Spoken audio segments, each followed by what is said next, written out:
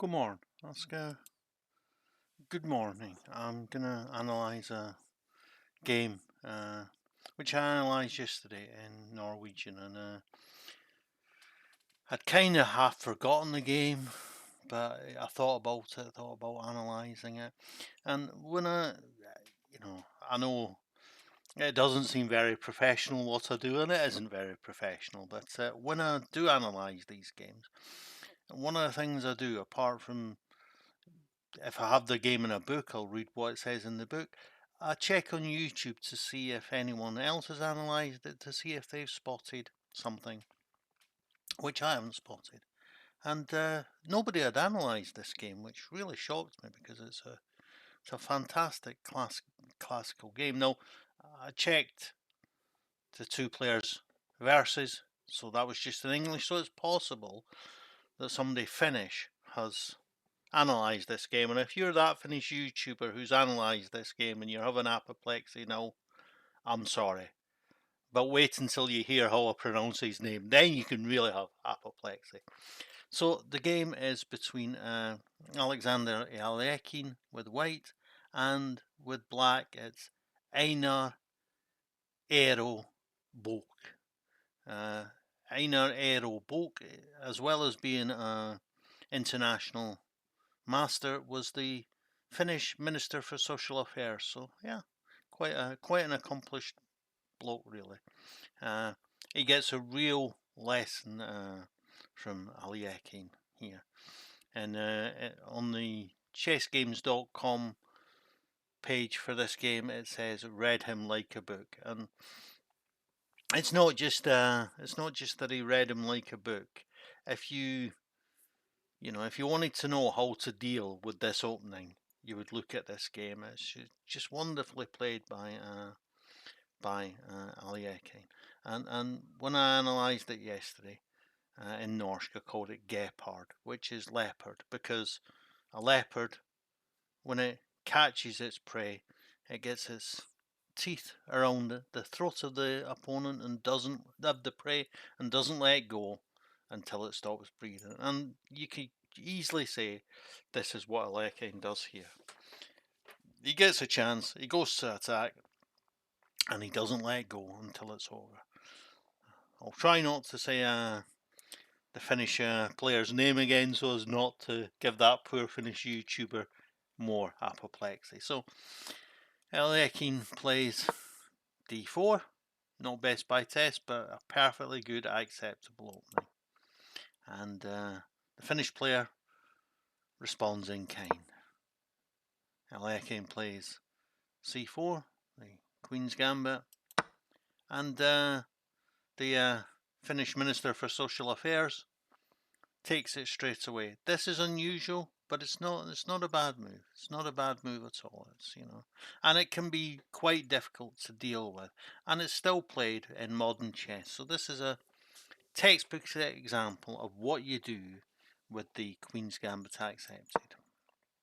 You'll notice that Alekhine doesn't play e4 to attack the pawn with the bishop immediately, because he, as all good players know, the Queen's Gambit is called the Queen's Gambit, but it isn't really a gambit because you can't effectively hold on to that pawn without compromising your position very, very much. So it can wait. He's got all day. There's no rush to take that pawn. And the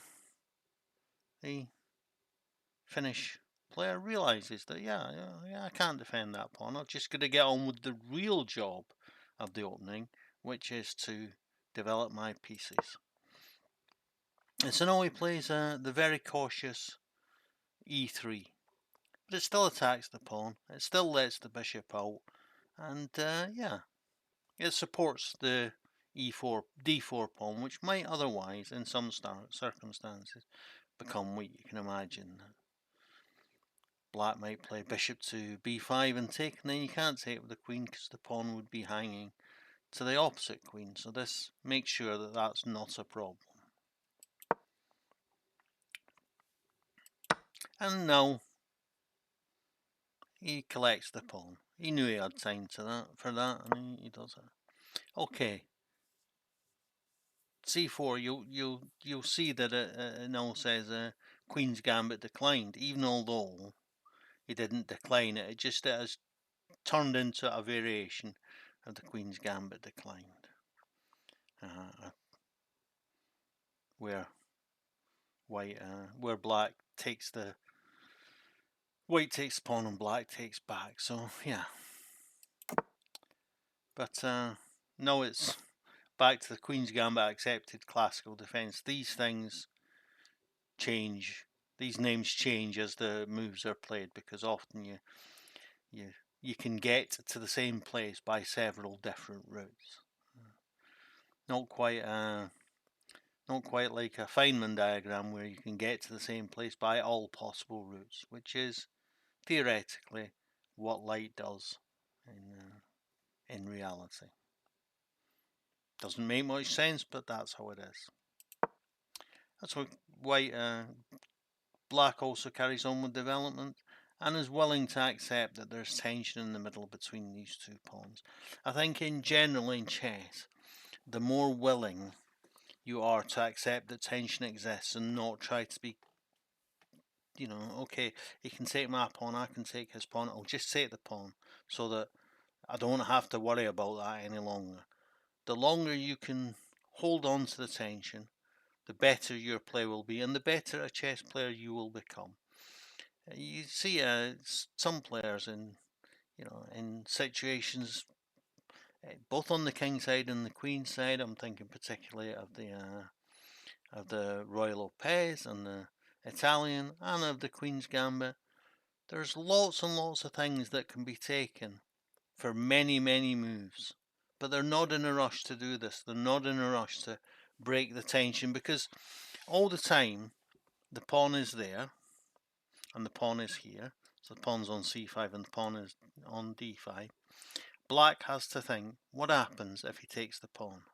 White has to think, what happens if he takes the pawn? And everything he does, everything he plans, has to take into account what happens if he takes the pawn. And so that, as soon as that's over, you don't have to think that. You can just make your plans anyway, regardless of that possibility. So, white plays queen to e2. Does that mean that the pawn is now loose? Well, no, because the rook can come to d1 and pin whatever comes to d4. So, no, it doesn't. But he's thinking now that he might well want to chase the bishop and maybe even play c4 if the bishop comes back here, or if the bishop comes back here. So, he's thinking he might get some extra space on the queen side. But Alekhine doesn't worry about that possibility. He continues with his job, which is to develop his pieces. Do all these pawn moves mean that black is wasting time? No, not necessarily, because when you move that pawn, that bishop has to move. So it's like you've got that pawn move for free. So you can then have another. So bishop comes here, for example. Then black can develop one of his bishops. And both players are one move short of having all pieces out. But black is also not castled anyway. So is one move behind. But black was one move behind when the game started. So it looks like black hasn't actually wasted any time. So he retreats with the bishop.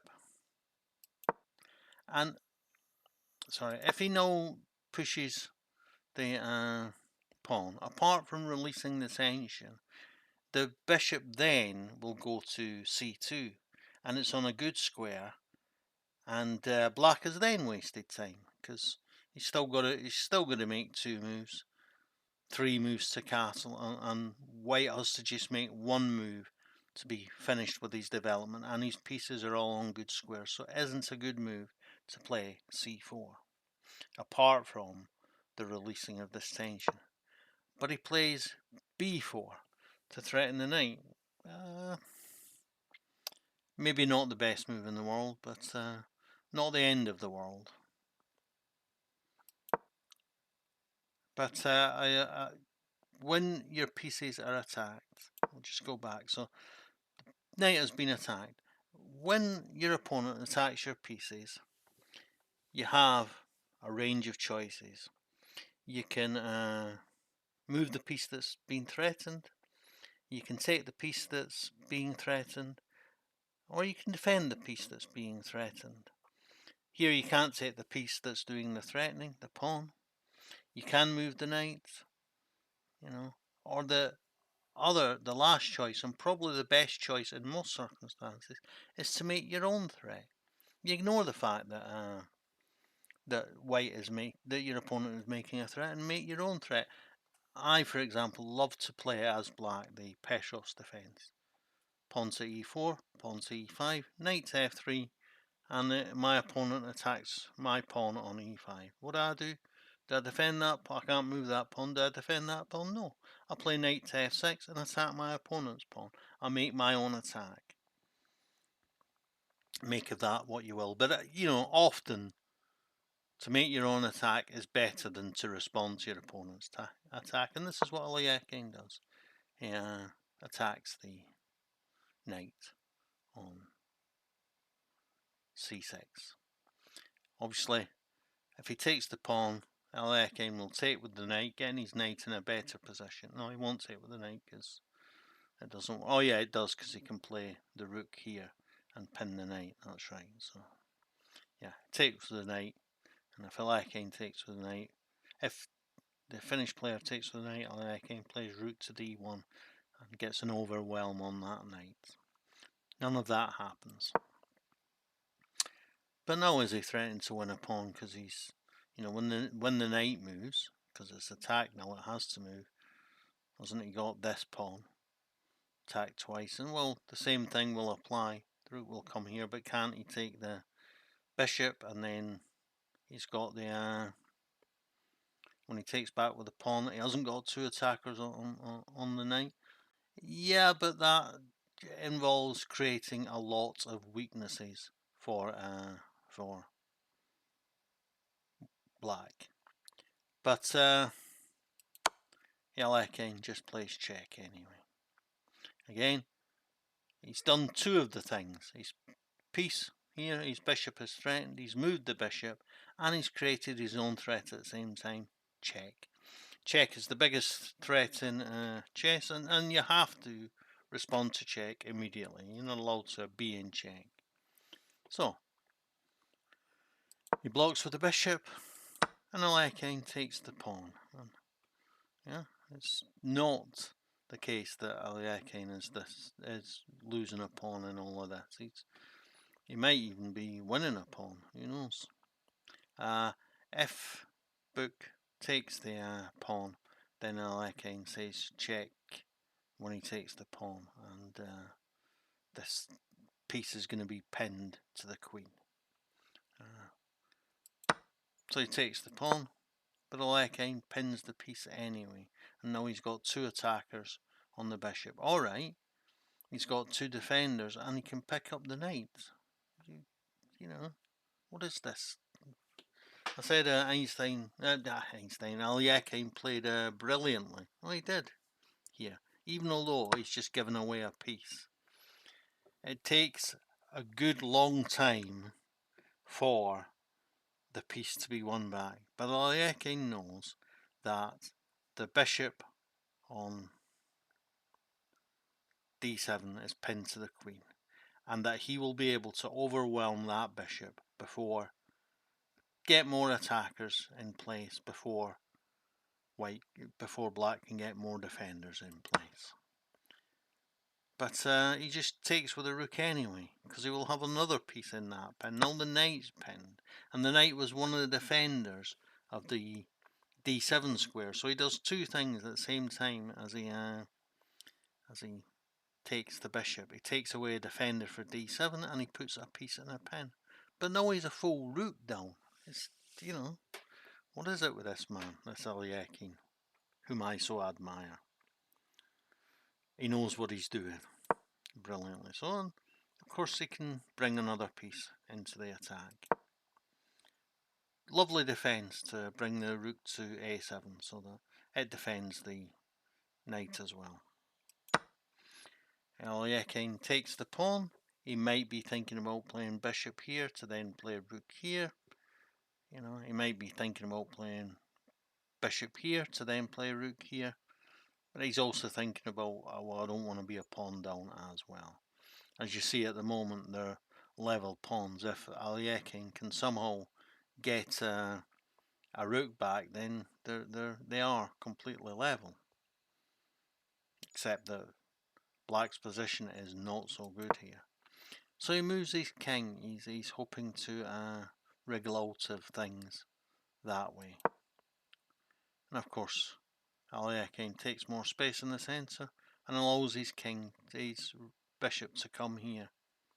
Isn't the knight now free to move? Hasn't he just given up that wonderful pin that I was talking on?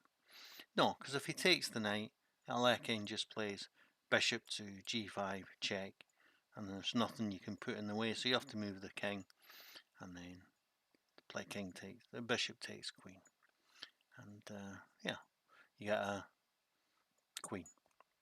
And it's not like black can play king to d8 to defend the queen. He has to play f7 because of the bishop here, and so he ends up with a queen, a rook, and two bishops against three minor pieces and two rooks. Big material advantage to Alekhine.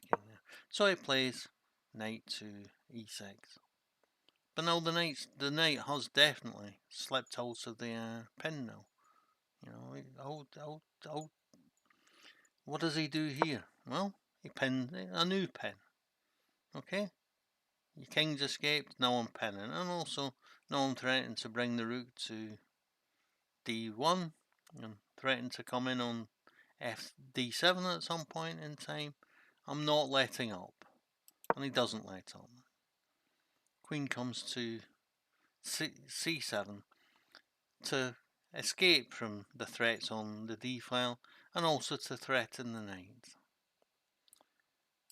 And now Alekhine, it looks like he does just one of the things that I mentioned was a way to deal with an attack on one of your pieces, but he does two. He defends his piece, his knight on e5, which was threatened by the queen, but he also creates his own threat because he's now threatening to play knight to g6, check, thus picking up the queen. So Alekhine, so the Finnish Social Affairs Minister is forced to move his king or his queen. As you can see, the king can't go here, it's covered by the knight, can't go here, covered by the knight. If it goes here, that might prove to be just as big a disaster as this check comes in. So he moves the queen. Seems sensible enough. But Alekhine then occupies the only open file with his rook. And okay, Alekhine is a rook down in this position. But these two could just as well be back in the box for the end of the game, because they're not taking any active part in it. So, is Alekhine really a rook down, or is he really a bishop up? Because he's got two bishops, a knight, a queen, and a rook in play. And Alekhine has two knights, a queen, and a rook in play. So in play, Alekhine has a bishop more, and the rook is irrelevant. So, you know, these things need to be thought about. So he plays g6 too. Yeah, if he gets to play bishop here, then okay, great. He's bishop's free, and his rook is then playing. So he goes back to pinning the knight, and now he's threatening to come to d7 with the knight, as the knight is pinned, and then he threatens the queen, threatens the knight, and if you take with the rook, Alekhine takes with the rook and says check.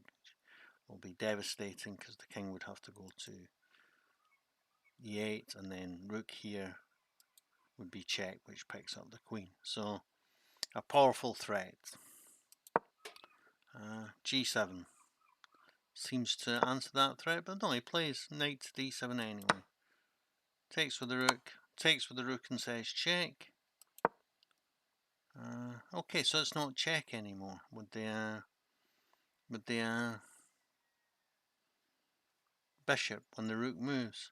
So it looks like the Finnish player has an extra piece, but this rook is still not playing, and I would contend that this bishop isn't really playing much. But what? Does he know anything about chess, this Alekhine bloke? When you're a piece down, you don't just swap off. But he's seen a little bit deeper.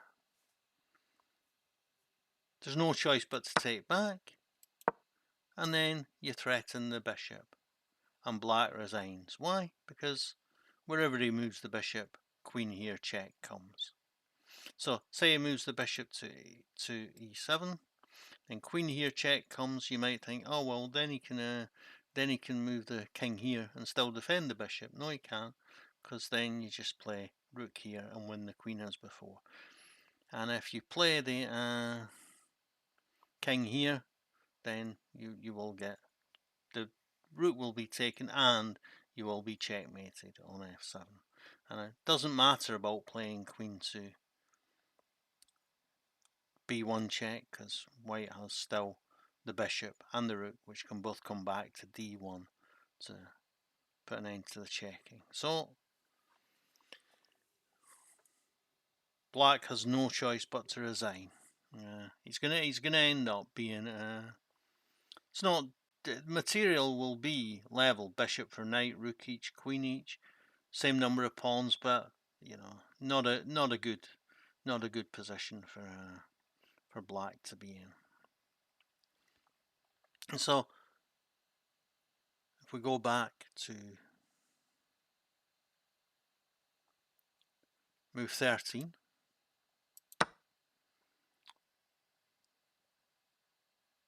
oh sorry, move 13, yeah, rook to d1 from Alekhine, pinning the bishop but giving away the knight. Move 25, 12 moves later, he gets his material back. But for the whole of those 12 moves, black didn't have really any choice. Alekhine was like the leopard, who pinned down his opponent and wasn't letting go until it was over. And for that reason, I'm a big admirer. That's one of the reasons why I'm a big admirer of Alekhine, and it's why I love this game in particular. And as I said at the beginning, as far as I know, I'm now the first person who's analysed this game on YouTube in English. That means that you're one of the first people who has seen this game analysed in English per YouTube. You can thank me for that by subscribing to my channel, giving the game a like, putting a comment in the commentary, because then that pushes me longer up the algorithm as I understand it and helps me be super popular. Yeah, okay, thanks for today. Bye.